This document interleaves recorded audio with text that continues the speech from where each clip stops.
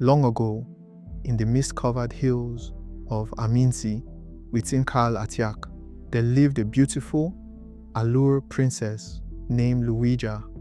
They said her beauty could quiet birds and make even the wind listen. But though she lived behind royal fences, her heart wandered far beyond the palace walls. In those same hills lived a young man named Parmu, poor in wealth, but rich in kindness. He was a coffee grower, his hands rough from the soil, his days spent tending plants on the mountain slopes. Whenever Princess Luija slipped away from the palace, her feet led her to Parmu's garden. At first, they spoke only as strangers, then as friends. And before they knew it, love quietly grew between them. But fear lived in Parmu's heart. How can a man with empty hands love a princess? He would whisper to himself. In Alur land, it was taboo to love the king's daughter when you had nothing to offer the throne. One day, the truth reached the ears of Ruwot Utwi Kondu II, the king of the Alur kingdom. His anger shook the palace. He ordered Parmu arrested.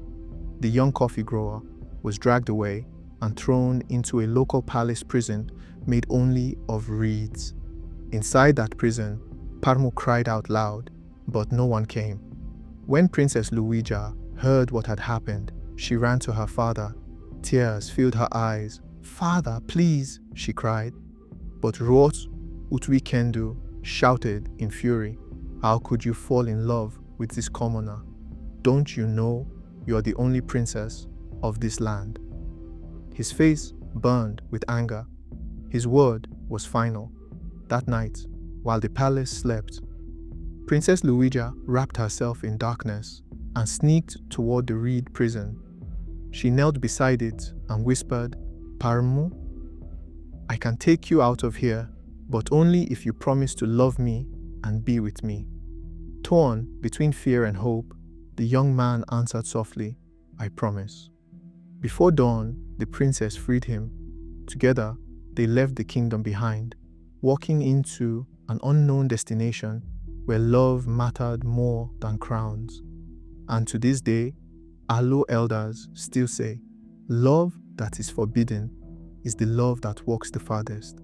If you enjoyed this African folk story, like, share, and subscribe for more tales from our traditions, composed by Johnny Ellons.